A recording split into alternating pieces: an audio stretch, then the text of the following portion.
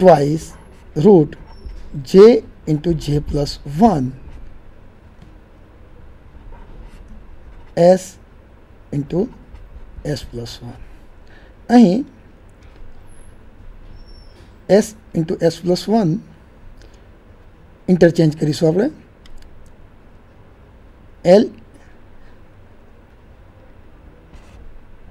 L into L plus 1 S into S plus 1 L into L plus 1 કિંમતો મૂક્યા પછી એનું સિમ્પ્લિફિકેશન આપીશું. તો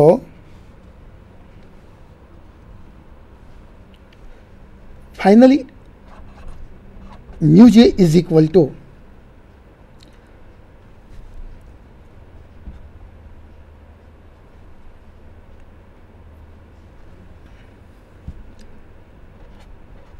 E upon 2mc into gj into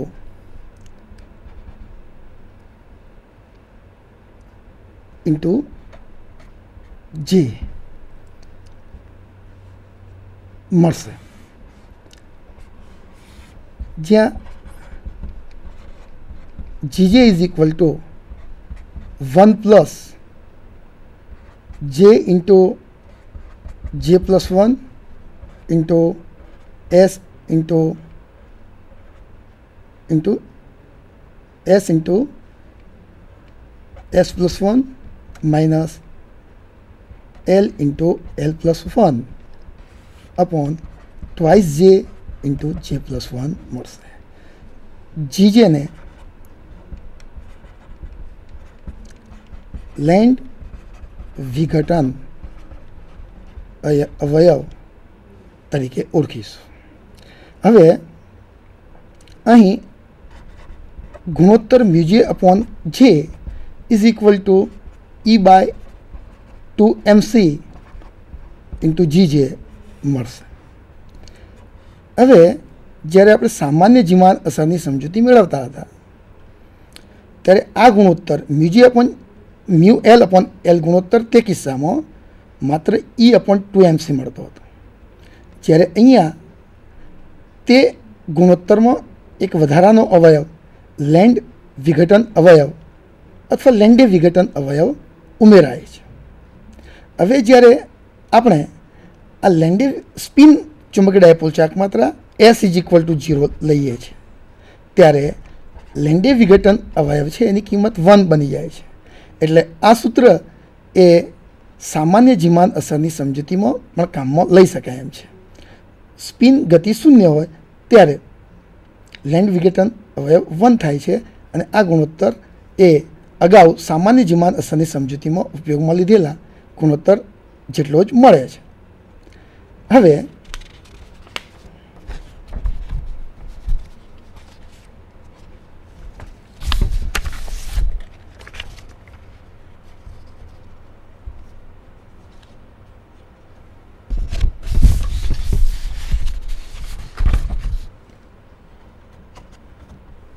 કોણીય આવૃત્તિ omega is equal two mu જે અપોન જે માત્ર મૂલ્ય જ ધ્યાનમાં લઈશું ઇન્ટુ બી વડે રજૂ કરી શકીશું. પરમાણુની કક્ષીય અને સ્પિન ગતિ બંનેનું કપલિંગ થયેલું છે, પરિણામે કુલ કોણીય વેગમાન જે મળે છે.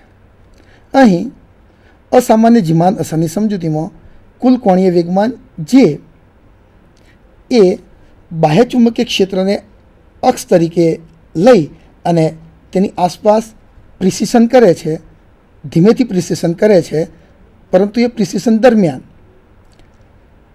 એલ અને એસનું કપલિંગ પણ જળવાઈ રહે છે. એટલે જે એટલે કે કુલ કક્ષીય કોણીય વેગમાન બાહ્ય ચુંબકીય ક્ષેત્ર સાથે જે કોણીય આવૃત્તિથી પ્રિસિશન કરે છે એ કોણીય આવૃત્તિને omega is equal to mu j upon J into B સૂત્રની મદદથી રજૂ કરી શકાય. એને લાર્મર પ્રિસિશનની આવૃત્તિ તરીકે લાર્મર ફ્રિકવન્સી તરીકે ઓળખી શકાય. હવે આપણે જાણીએ છીએ કે જ્યારે પરમાણુને બાહ્ય ચુંબકીય ક્ષેત્રમાં અગાઉની એક ફિગરમાં આપણે રજૂ કરેલી છે. હું તમને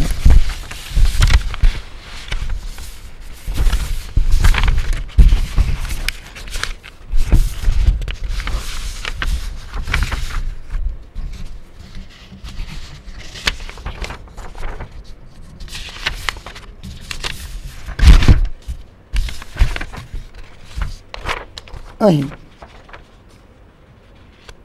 જ્યારે કુલ કોણીય વેગમાન એ ચુંબક એલ તથા એસ જેની આસપાસ પ્રિસિશન કરે છે અને નબળા ચુંબકીય ક્ષેત્રને અક્ષ તરીકે લઈ અને કુલ કક્ષીય કોણીય વેગમાન જેની આસપાસ પ્રિસિશન કરે છે તે પ્રિસિશનની કોણીય આવૃત્તિ આપણે રજૂ કરી છે. હવે જે નો ચુંબકીય ક્ષેત્રની દિશામાંનો ઘટક એને આપણે જે ઝેડ તરીકે ઓળખીશું. તે જે ઝેડની વેલ્યુ એ ક્વોન્ટાઇઝ થયેલી હશે. જે ઝેડ ગમે તે કિંમત ધરાવશે નહીં. જે ઝેડની વેલ્યુ જે Z is equal two mj h/2π વડે રજૂ થાય તે રીતે ક્વોન્ટાઇઝ થયેલી કિંમતો જ ધારણ કરી શકશે. એટલે તે ક્વોન્ટાઇઝ કિંમતોને અનુરૂપ ઉર્જા સ્તરો પણ મળશે. અહીં mjની કિંમત, ચુંબકીય ક્વોન્ટમ અંક mjની કિંમત જેથી શરૂ કરી અને -j સુધીની હશે. અથવા આપણે કહી શકીએ કે mj is equal two 2j+1 કિંમતો ધરાવી શકશે. mj 2j+1 કિંમતો ધરાવશે તો જે ઝેડની પણ શક્ય કિંમતો 2j+1ને અનુરૂપ હશે. અથવા આપણે કહી શકીએ કે એક જ સ્તરને 2j+1 સ્તરોમાં વિભાજિત ગણી શકીએ. હવે એક સ્તરનું 2j+1 સ્તરોમાં જે વિભાજન થાય છે એને કારણે તેઓની ઉર્જામાં થતો ફેરફાર છે એને ડેલ્ટા ઈ વડે રજૂ કરીએ તો delta E is equal to omega into J Z રજૂ કરી શકાય. હવે delta E is equal to omega અને જે ઝેડની કિંમત મૂકીશું તો mu j upon J E upon twice MC into J Z g j into E upon twice MC into mj h/2π ઉર્જામાં થતા ફેરફારનું સૂત્ર આવશે.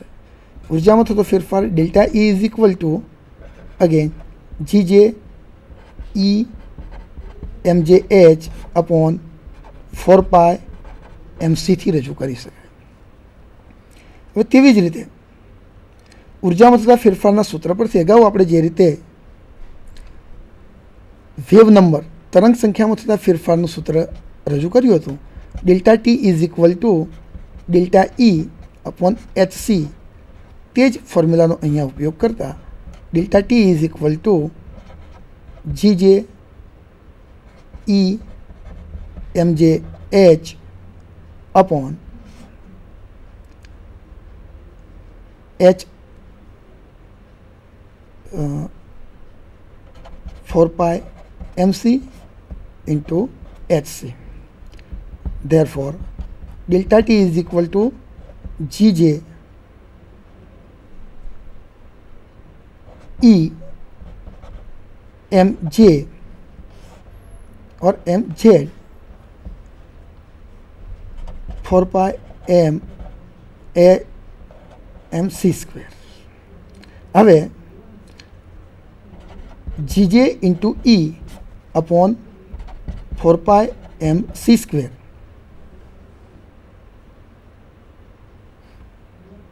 અહીં ડેલ્ટા ના સૂત્રમાં બી મેગ્નેટિક ફિલ્ડ આવશે. જીજે ઇન્ટુ ઈ બી અપોન 4π MC સ્ક્વેર ને લોરેન્ટ્સ અંક તરીકે રજૂ કરતા, લોરેન્ટ્સ યુનિટ તરીકે રજૂ કરતા delta T is equal to L dash into MG મળશે. આ ડેલ્ટા ટી, અહીં ડેલ્ટા ટી વેવ નંબરમાં થતો ફેરફાર અથવા ઉર્જામાં થતો ફેરફાર રજૂ કરે છે. હવે સામાન્ય જીમાન અસરના કિસ્સામાં કે જ્યાં એસ ઇઝ ઇક્વલ ટુ 0 હતો, ત્યાં જીજેની કિંમત આપણને 1 મળતી હતી. અહીંયા અસામાન્ય જીમાન અસરની સમજૂતીમાં એસની કિંમત નોન ઝીરો હશે, એસ નોટ ઇક્વલ ટુ 0 હશે, એટલે જીજેની વેલ્યુ 1થી જુદી જ મળશે. એને કારણે આપણે કહી શકીશું કે ઉર્જા સ્તરોનું સ્પેસિંગ અથવા એનું સેપરેશન જે એલડેસ દ્વારા નક્કી થાય છે તે દરેક ઉર્જા સ્તર માટે સમાન હશે નહીં. તે એમજેની અથવા એલની કિંમત પર આધાર રાખશે. જે તે ઉર્જા સ્તર માટે એલ હશે, એલની કિંમત પર આધાર રાખશે. એટલે ઉર્જા સ્તરો માટેનું સ્પેસિંગ સમાન મળશે નહીં. હવે આપણે એક ઉદાહરણ લઈ અને અસામાન્ય જીમાન અસરની સમજૂતી મેળવવાનો પ્રયત્ન કરીએ. તો મલ્ટીપ્લેટ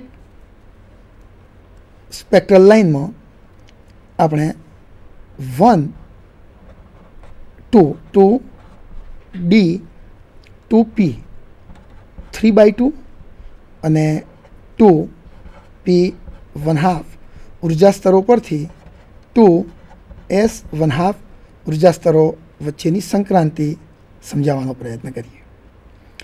હવે 2P3/2 થી 2S1/2 બાહ્ય ચુંબકીય ક્ષેત્રની ગેરહાજરીમાં જે ટ્રાન્ઝિશન થશે તેમાં એક જ વર્ણપટ રેખા મળશે. અને તેવી જ રીતે 2P½ પરથી 2S½ પર જે ટ્રાન્ઝિશન થશે તેની પણ એક વર્ણપટ રેખા મળશે. આ વર્ણપટ રેખાને આપણે જ્યારે એટમને બાહ્ય ચુંબકીય ક્ષેત્રમાં મૂકીશું ત્યારે બાહ્ય ચુંબકીય ક્ષેત્રમાં 3/2 જે છે એને અનુરૂપ splitting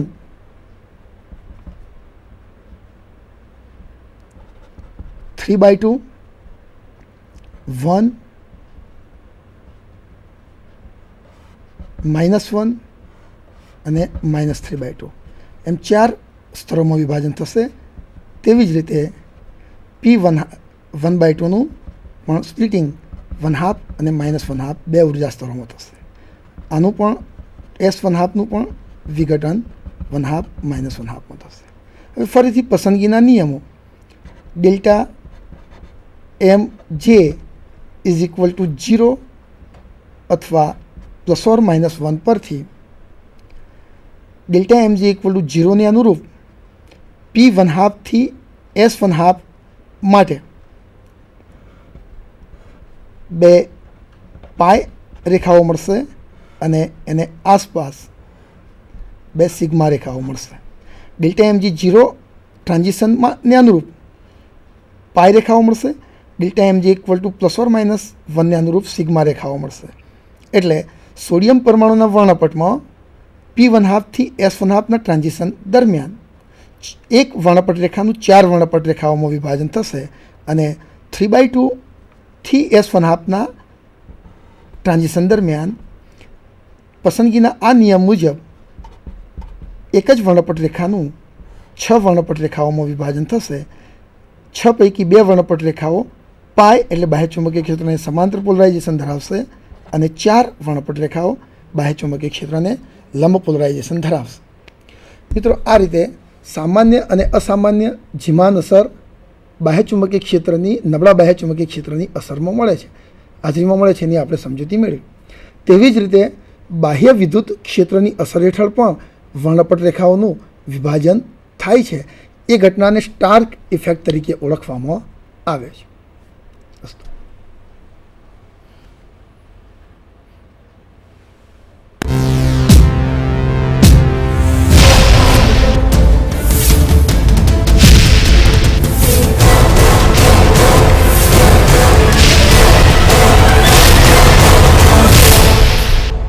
સંધાન. All Gujarat integrated classroom. સેટેલાઇટના માધ્યમથી જોડતી કડી એટલે સંધાન.